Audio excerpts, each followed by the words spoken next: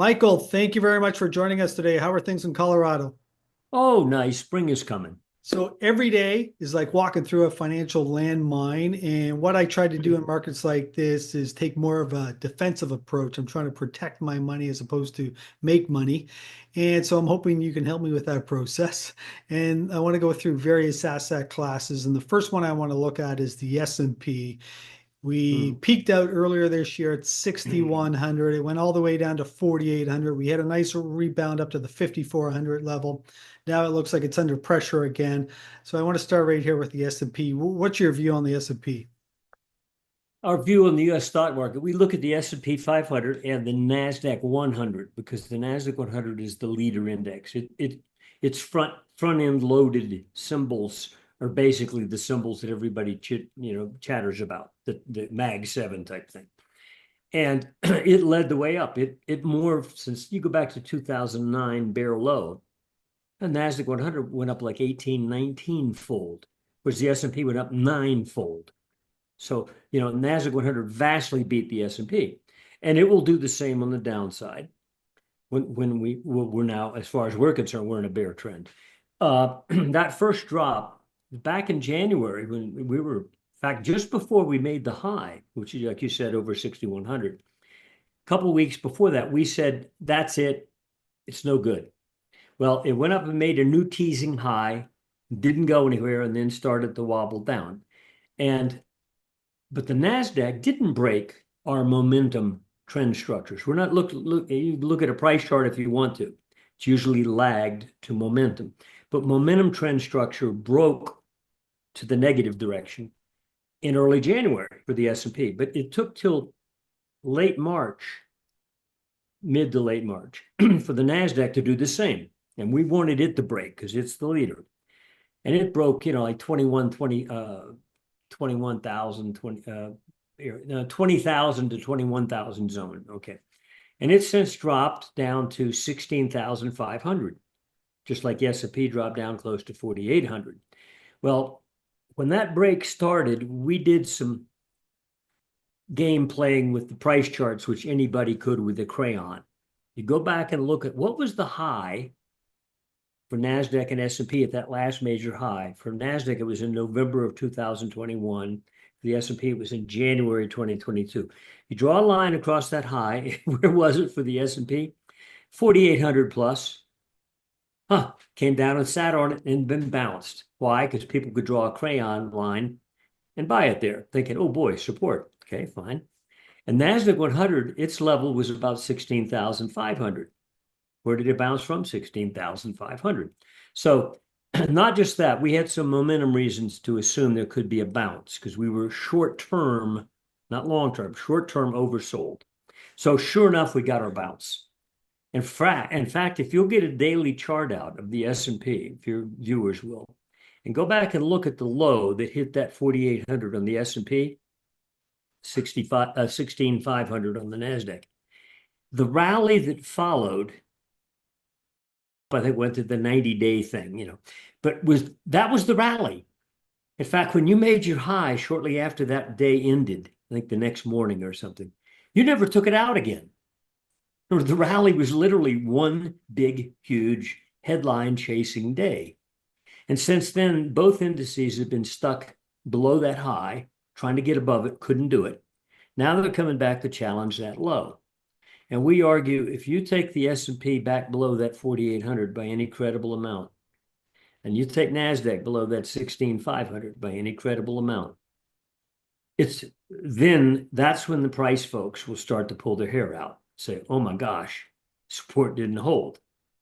Well, it's idiot support because, again, any kid with a crayon could draw a line across that.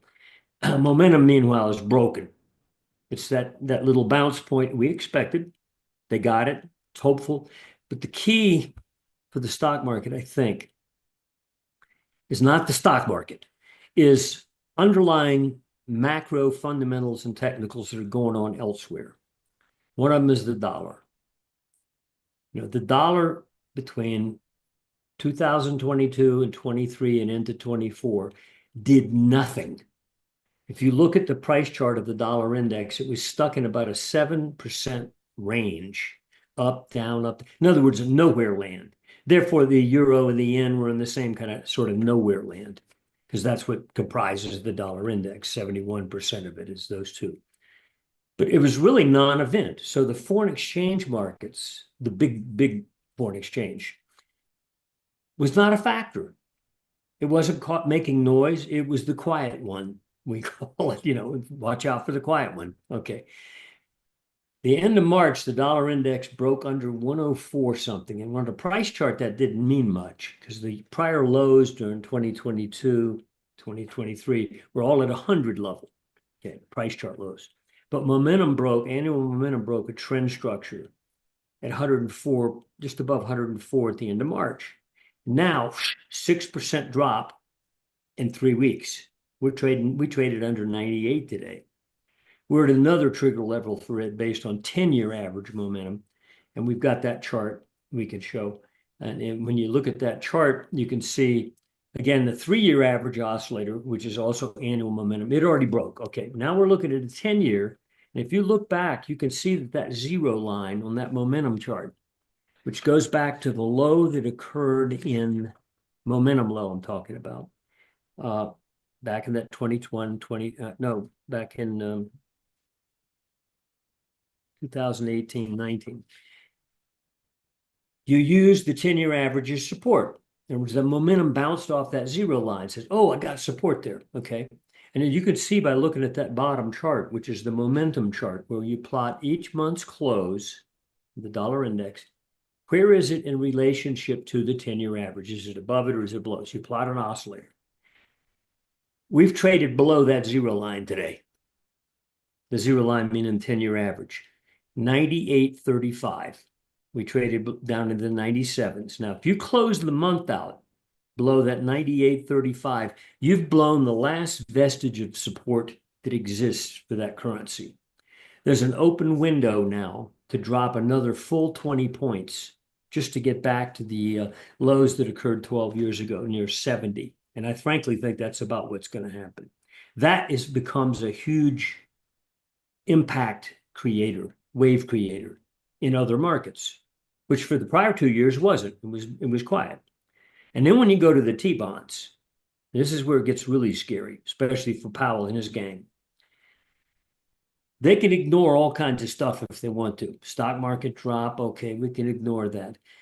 They can't ignore bad data points.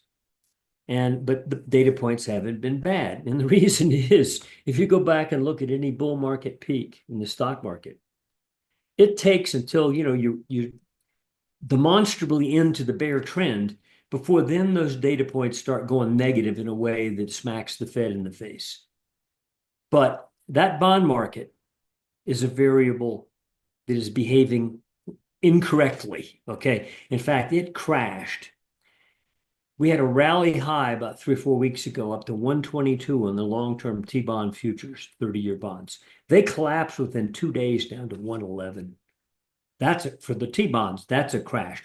That woke up the Fed, even though they can't admit it. You cannot have government debt go into that type of behavior. So they're fully aware of that. But their problem now is, tells them you got to cut rates. And so if they cut rates, they look like, well, who's in charge here? Okay. So, but they know with the T-bond market imploding, and it's now coming back down it got into the 112s again today. They had a little bounce, just like the stock market did, off that puke low of 3 weeks ago. And it's just like the stock market had a little bounce, but now it's starting to weaken too. So that's really the market that would panic central banks the most, especially the U.S. central bank, government debt. So those are two variables that will impact that stock market. Okay, I just want to ask you one more question about the S&P. The last level we saw was 4,800. Do you think we test that in the coming days? And if so, do we go through it? And if we do go through it, what's the next level on the S&P? Yeah. I think we're in a major bear trend. I think it's begun. But when you start a bear trend, it's not always just one magic signal from a price structure, or in our case, a long-term momentum structure being broken. It's layered. Go back and look 2000, 2002. I mean, it wasn't A to Z, it was zigzags all the way. In fact, the Fed cut rates all the way down, didn't stop the market. Or 2007 to 2009, there were many lovely rallies. Fed even did rate cuts all the way down. In fact, they did rate cuts 1 month before it peaked. Okay, that didn't help the market. It helped gold because they're creating money, okay, printing money. But so don't look for one thing to cause a total implosion. Instead, we break enough structure to where we say momentum says you're broken. Price will then, within a few months, usually finally agree in a way that average Joe can look at a price chart and say, uh-oh, something's broken here. Momentum leads. There is a level below the 4,800 on annual momentum of the S&P. It's only about 3% below there. And we'll get specific, we do with our subscribers. That you break that and all hell could break loose. I don't mean necessarily a crash, which is 30% or 35% in a week or two. But that's when the public is going to realize that, my God, it's not a bargain. It's not a corrective 20% pullback. It's a buy. Instead, something else is going on here. And I suspect when that occurs, the S&P breaks through 4,800 and goes the next 3 or 4%, and then blows the bottom out of another structure. That at that point, you'll look over at the bonds and say, oh, I can understand why. Or look at the dollar, I can understand why. So all these things will coalesce. But yeah, breaking 4,800 is a big deal. Not just because you break that idiot line on the price chart where people bought and made, as I said, one good day of rally and the rest has been below there. But at that point, the public starts to scratch their head and get really worried. I mean, after all, you've already taken away in that drop to 4,800 all of 2024, and you're back to the highs of 2022 in the S&P, meaning 23, 24 was a waste of time. You're back where you were in January of 2022. That's a lot of time wasted to be back at the same level you were from an investment point of view. And for NASDAQ, you're back to the high that occurred in 2021, excuse me. So it's a wipeout that causes a lot of sadness. People with 401ks, oh boy, I got enough to retire, dear. And all of a sudden you just give up 20%. Then you give up 30. My God, your life has changed. So real panic sets in. Those data points will go south in a big way, real fast. And I suspect they'll start showing up in a month or two because of already what's happened. And that's when the Fed will have to give in. And unfortunately for them, it's going to look like they did give in. Well, I might suggest it might even happen sooner because we have Q1 numbers coming out now. We've already had profit warnings from a lot of companies. Walmart came out and cut their guidance for the year. D.R. Horton, the largest home builder in the U.S., took down their guidance. We've had every major airline cut their guidance. Delta, American Southwest, all said both business travelers and also pleasure travelers are not flying because of the uncertainty with this current environment. And I thought this one was interesting. LVMH, the high-end luxury retailer, also came out and said they expect weaker numbers going forward. In Asia, their numbers were down. The revenue numbers were down 11%. In the US, they were down 3%. So not even the rich are spending money now. They're starting to feel some economic pain. Sure. I mean, when you're uncertain, what do you cut? Discretionary spending.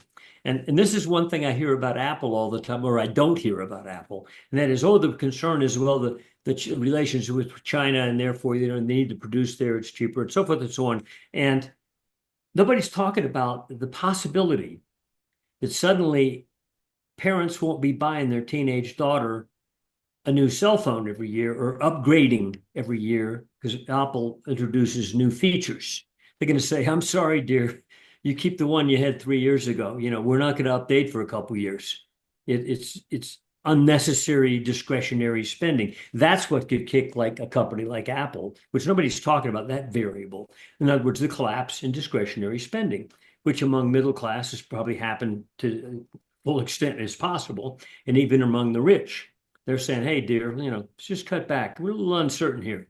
And they can go down quickly too. Just because you're rich doesn't mean you can't collapse quickly, especially when you're fully exposed to the stock market or your company's fully exposed to consumer demand.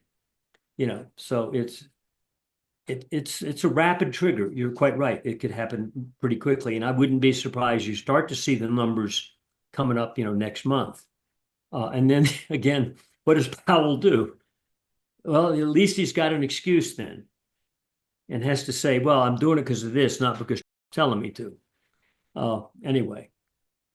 Now, the last time we spoke, you were very concerned about the banks, the US banks.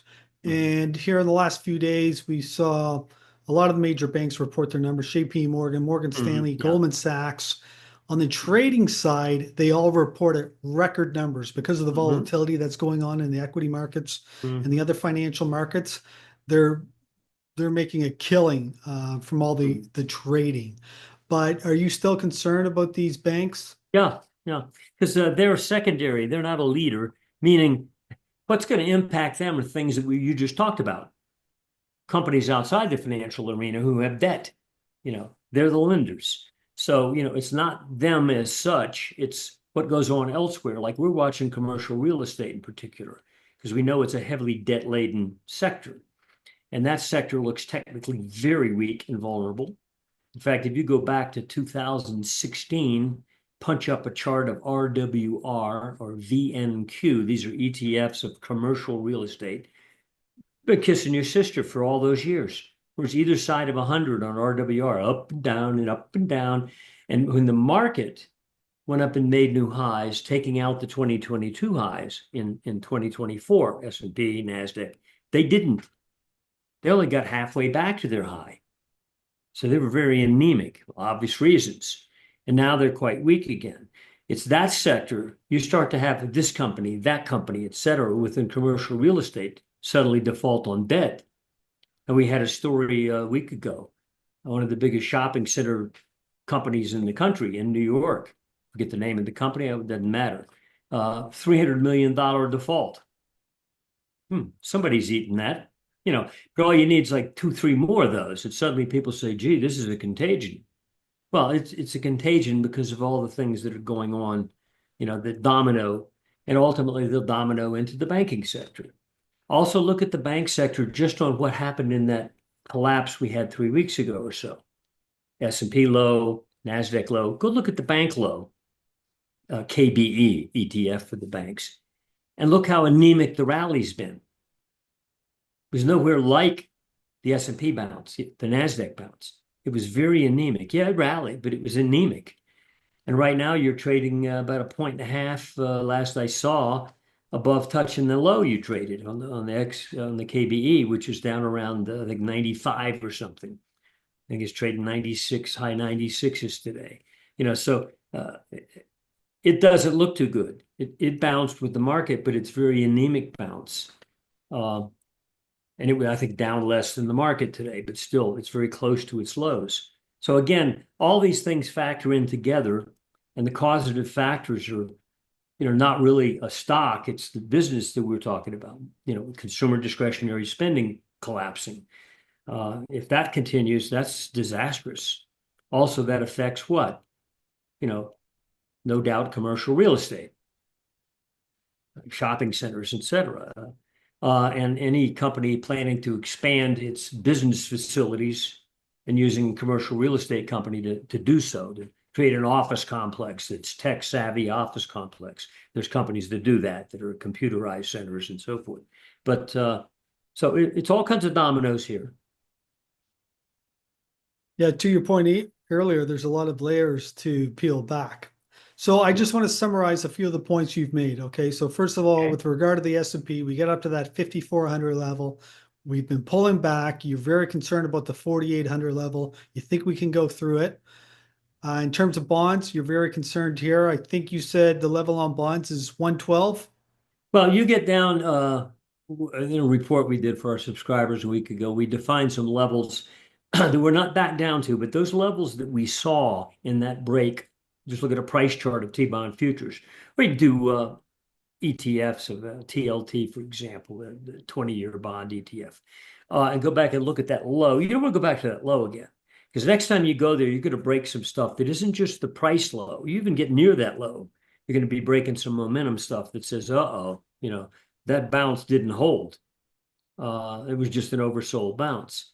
And that's the kind of market that the Fed really cares about. I mean, they can turn their nose up at NVIDIA, but you start breaking the U.S. government debt market, uh-oh, that's when they go into panic mode. Well, I mean, what's the chief beneficiary over the decades when the central banks go ape and push the pedal to the floor, either through lower rates than market would otherwise have, expanding the money supplies, doing QEs, gold, and monetary metals. And so if you look at today, even though silver was up less than gold, all the monetary metals were up, the miners were up, very little else was up, period. How come they were up? They're supposed to go down with the stock market, we've been told. Remember? Okay. It's not true. Okay. Anyway, so I think investors are just now beginning to realize that hey, gold, and now suddenly you go to the financial TV channels, they're actually talking about it every day. Used to be they'd hardly ever talk about it. So you mentioned the Fed a couple of times, and I just want to have a deeper discussion on this. And Jay Powell has expressed a lot of concern around the uncertainty associated with tariffs. And he said he doesn't know what to do. Yeah. Now, the president has not taken too kindly to this. And well, it's one accusing the other, not cutting the other, said, you're causing this with your tariffs. Yeah, it's bad. I love it. So the president's rhetoric is really starting to heat up. And in fact, he calls Jay Powell Mr. Too Late. And he also referred to him as a major loser. I'm sure that's the first time in the history of the United States that the president spoke that way to the chair of the Fed. But what do you think Jay Powell does? You mentioned earlier he's already it could be that argument there could be a delaying factor for Powell, because he's got to have justification other than simply Trump said to cut rates. He's got to have some bad numbers. That means he's got to literally wait for some horrible data points, unemployment numbers, all kinds of other data points they look at. They need to have some dark numbers. And so they can say, our other mandate is in play now, the economy and unemployment. Otherwise, he's given in to Trump. So that means if he might have done it earlier otherwise, he's not going to do that. So he will definitely delay. That's fine. It doesn't matter. We showed charts of 2000, 2002 S&P and 7 to 2009 the S&P, and put arrows on the charts all the way down. Arrows were the Fed cut, Fed cut, Fed cut, Fed cut, Fed cut. It didn't mean anything. It meant something to gold. It didn't rescue the stock market, because once those bubbles break, the bubble takes over. The central bank is merely a road bump in the process of liquidating the bubble. And we right now have the biggest stock market bubble in U.S. history, both in duration of time, time spent, and percentage gains. So welcome to the party,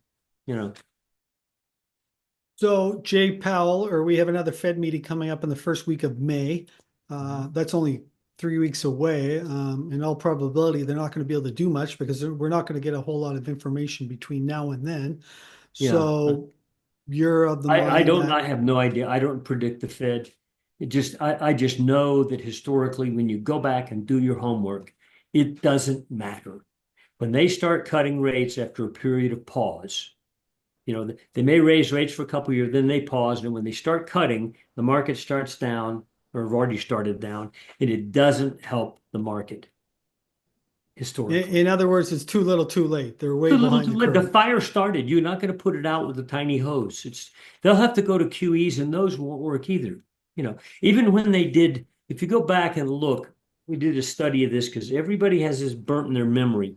If the stock market goes down, big gold will go down.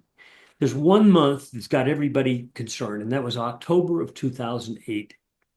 The S&P dropped 30% that month, meaning a crash event. but that was already a full year off the high. It had been going down hard for a total year.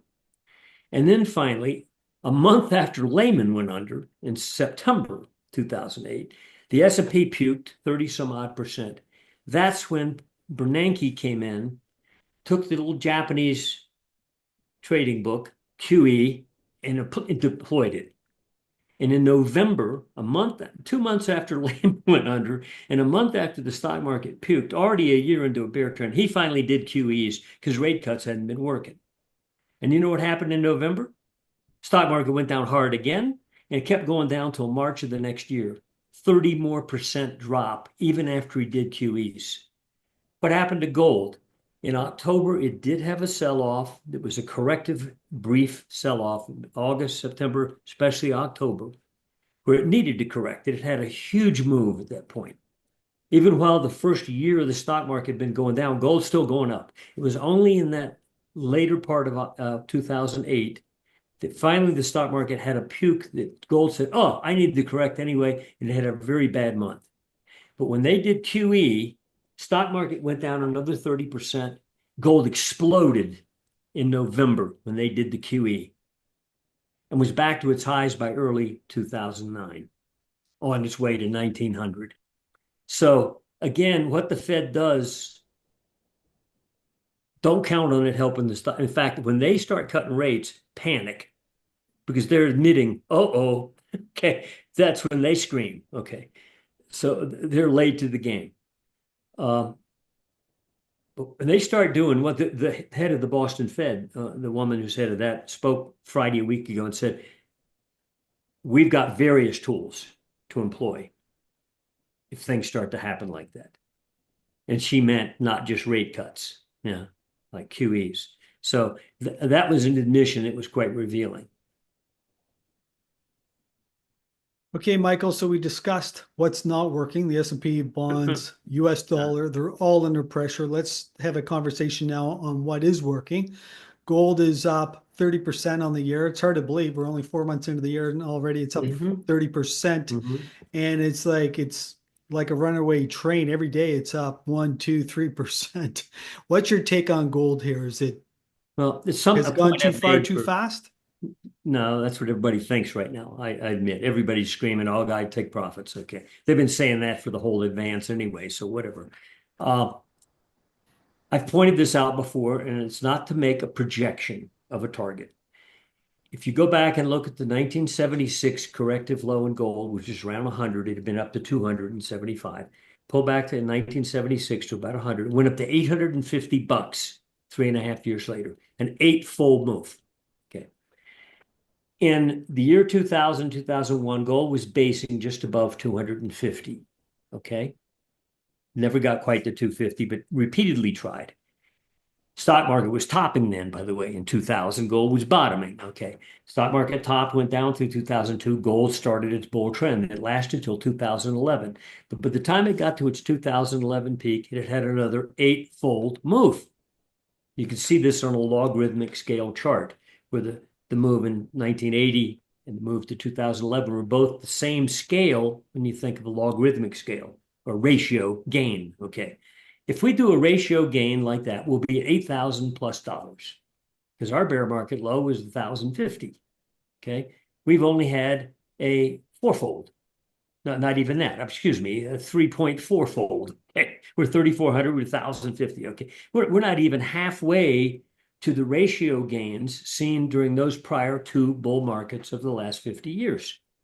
Now, in those environments that gold was in then were hardly as catastrophic and as monetarily likely to be stimulated by central banks across the globe to try to put the fire out.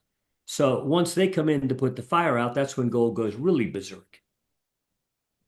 And it's only just begun.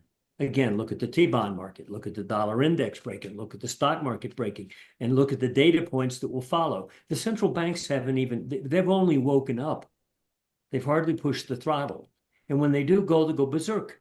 It did in both those occasions. Only this time, the factors are far more explosive. And The alternatives in those two times were also T-bonds. If you go back and look at bear markets in the stock market, like 2000, 2002, or 2007 to 9, for example, T-bonds played pretty good then. You could have bought gold or T-bonds. They both worked out pretty good. Gold was ultimately better, but they worked. They were an alternative. They're not an alternative this time. Where do you go? You can't buy T-bonds. They're very dangerous looking. So all of a sudden, if you're looking to move money, billions of dollars out of your managed asset fund, asset manager, he's not even a gold bug, but he looks around and says, geez, it's the only place that's behaving. And when that money flows, it no longer goes into T-bonds and gold, it goes into gold, silver, gold miners. And that's what I expect to see. But the full throttle event hasn't even happened yet. And that's going to happen when that stock market blows that 4,800. The data points really go dark. T-bond crisis is suddenly not manageable. Already it's not really manageable. And the central banks have to really panic. Et cetera, et cetera. So all these things are working in gold's favor, but they haven't even hit the max point. And that's the point I wanted to make in that technical, is the gold chart. And this gold chart is a weekly of gold. It goes back to that low that we saw in 2022. If you'll recall, in the summer of 2020, gold got up to 2,000 plus. And it labored for a couple of years up there. But in 2022, from a March high to the September low of 2022, it went down and flushed itself out, taking out some very obvious price chart levels that were in the high 1600s that it had gone to repeatedly during that time, blew those out, spooked all the price guys, and got down to $1,613. So it had broke all the price chart obvious supports. At that point in time, MSA said, don't believe it, it's a bear trap. Meaning, if you get bearish here, you're going to get trapped. Okay. Within months, several months, you were back to 2,000 again. So that chart begins at that low when gold was down at 1,600 plus. And if you look at the price chart, yes, it has this upward curve to it, like, my God, this is overdone. Okay. And that's all we're hearing for the last month or so. Gold's overdone's got to correct. Gold's overdone. It's already had, in the process of that move, if you can look at that weekly, you'll see 10, 20, 30 weeks sideways clustered where it corrected by going nowhere, full of doubt. And it's even had some sharp drops. But now it's starting to go vertical. Well, what its price is saying is, I'm in acceleration mode. I'm starting to go berserk. You can't tell how far I'm going to go. Go to the momentum chart below it. And what you'll see there, and what we've done is we've measured each of those weekly bars in relation to a 40-week average. What's a 40-week average? It's almost the same as a 200-day, almost the same as a three-quarter average. So what we do is we plot each week above or below the existing 40-week average. And we create an oscillator. And it's been going up too, but it's been living in a parallel channel. We've connected two peak weekly closes and two low, and it's a perfect parallel channel. That chart ends as of last Thursday's close, the 17th. We blew through the top of that channel today.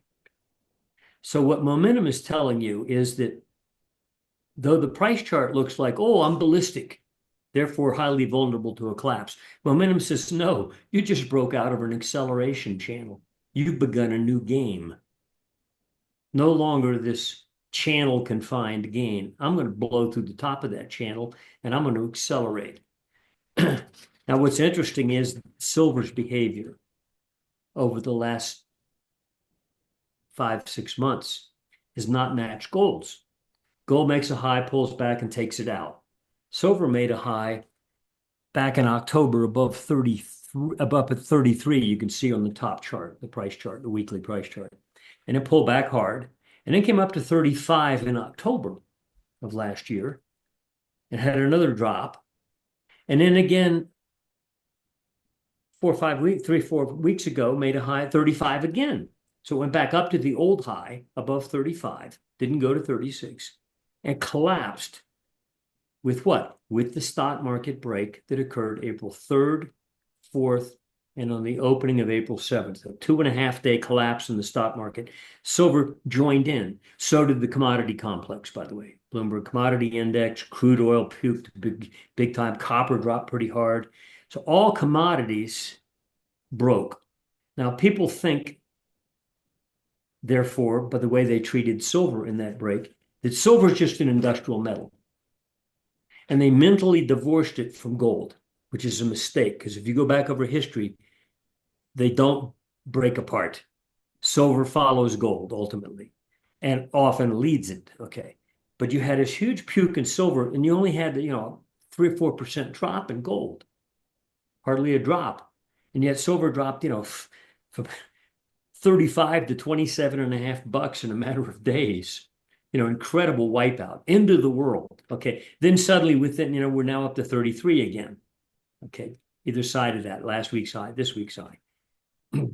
What that momentum chart below shows, instead of an upward channel that gold's been stuck in, since last May, that momentum chart made a high and has created a downtrend channel.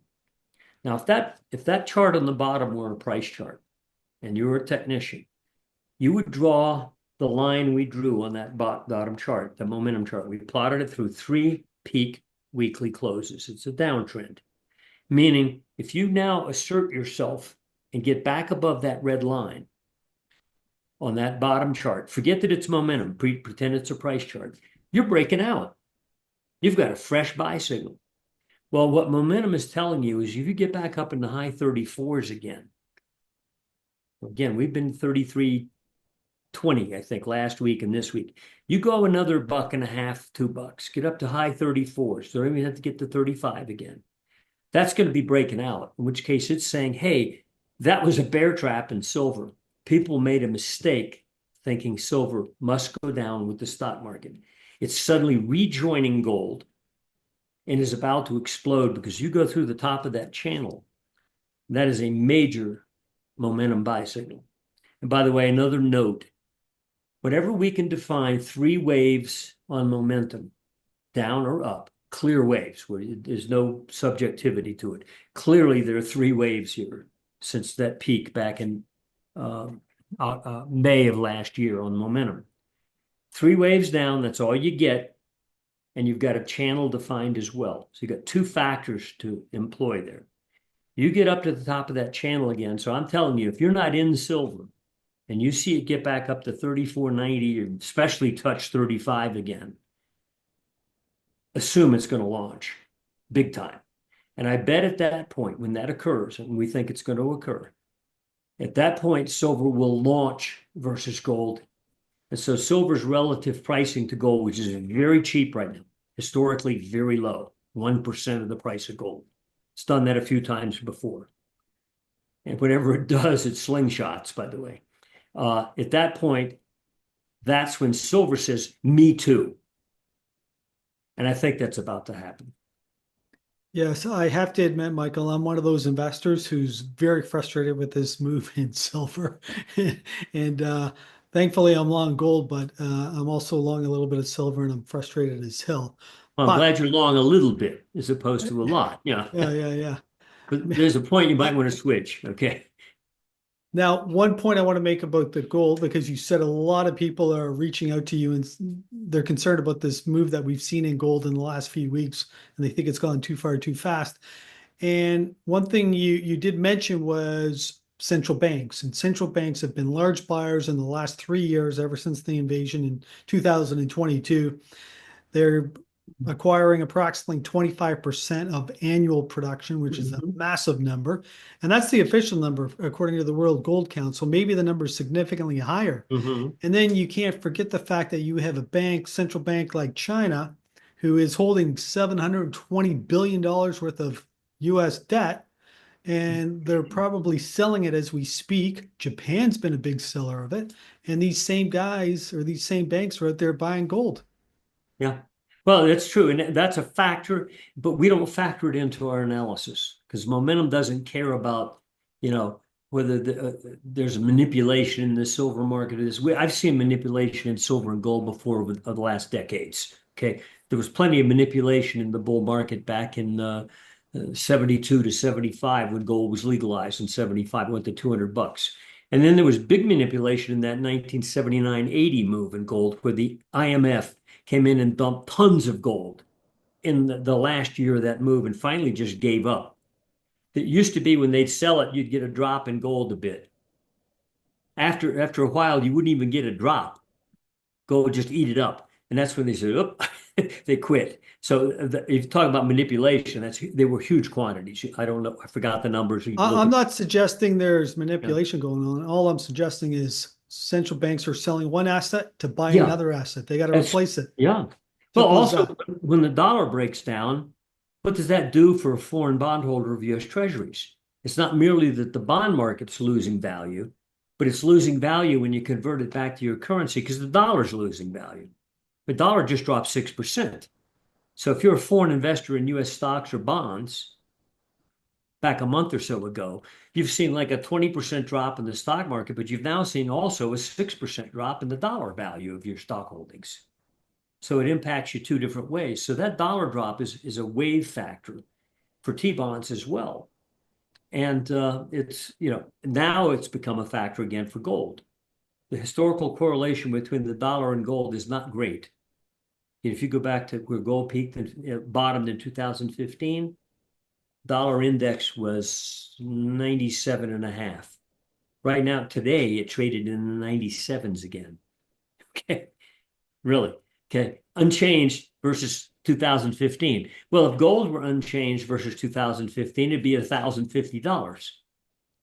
So even though the dollar hasn't gone anywhere for a decade, when you look at the sideways, where it is now, gold has doubled and tripled. Okay, so but this time around, when the dollar breaks, it could be sudden and fairly dramatic, as opposed to this type of behavior.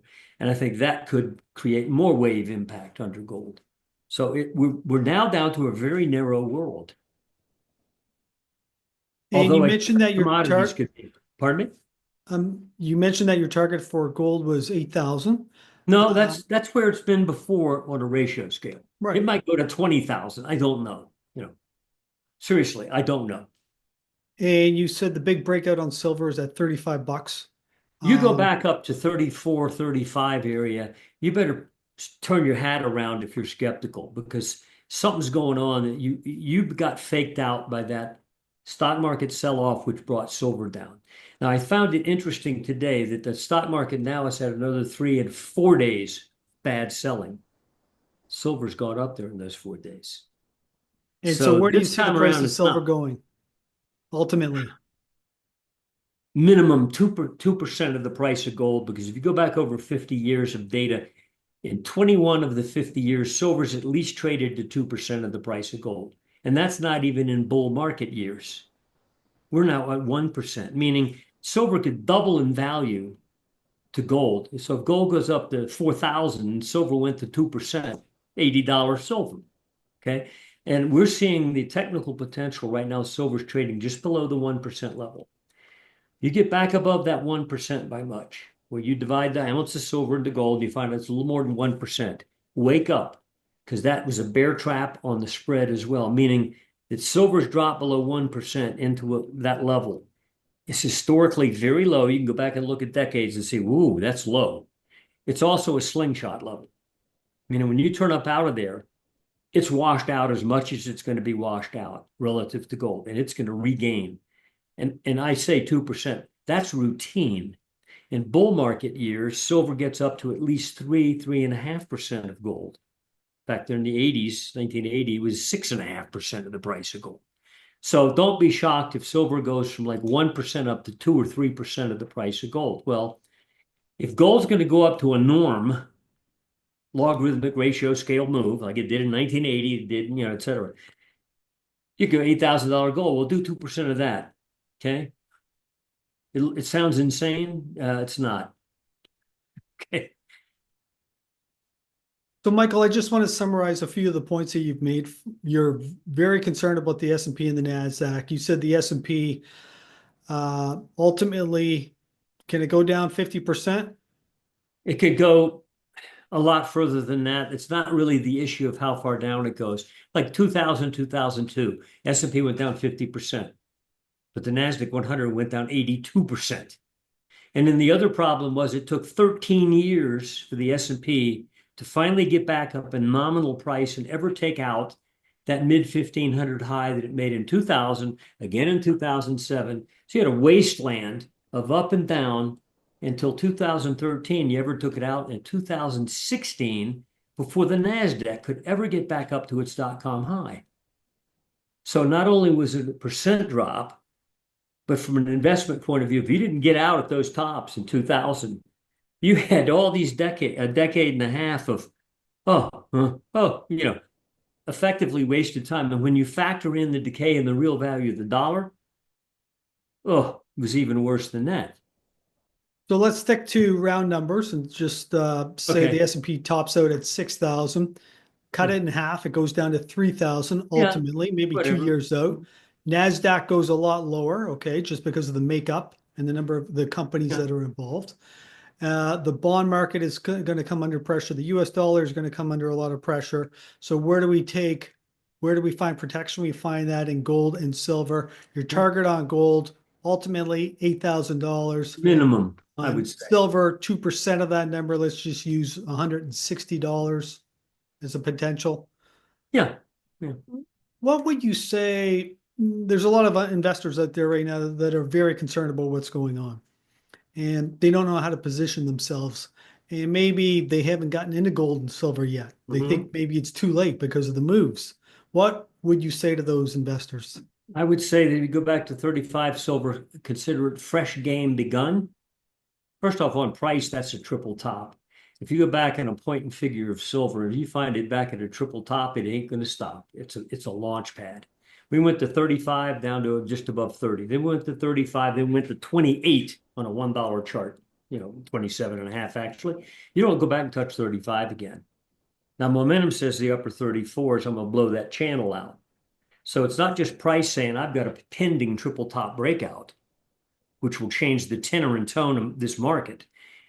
Plus leave a lot of people behind, obviously, who got out. But momentum says, yep, fully validated. I've got a massive channel that goes back, come May, a full year. A 1 year parallel channel that says you get back to 34.90 again, and I'm going to blow your head off. So at that point, even if you're not in silver, this is at least a fresh, major, long-term entry point. If you didn't get in before it at proper zones. And if you ignored all the sell-offs, which would have been a wise thing to do. Even now at 33, if you go back over the last several years and look at all the sell-offs, if you tried to get out at every one of them, did you ever get back in? That's the issue. And right now I'm saying this is a fresh level. So even if you miss the move, you get back up to that level again, expect silver to then launch net price, but also performance-wise versus gold. So there's still opportunity to get involved in both gold and silver. Yeah. Well, Michael, that was a great discussion, and I want to thank you very much for spending time with us today. If somebody would like to learn more about you and about the services that you offer, where can they go? It's olivermsa.com. MSA for Momentum Structural Analysis. Take your time. We discuss our method at length, probably bore you to death, and got a lot of sample reports from the past calling tops and bottoms in the stock market in particular. So consider. And I will include a link below in the show notes. Michael, once again, thank you. Thanks, James.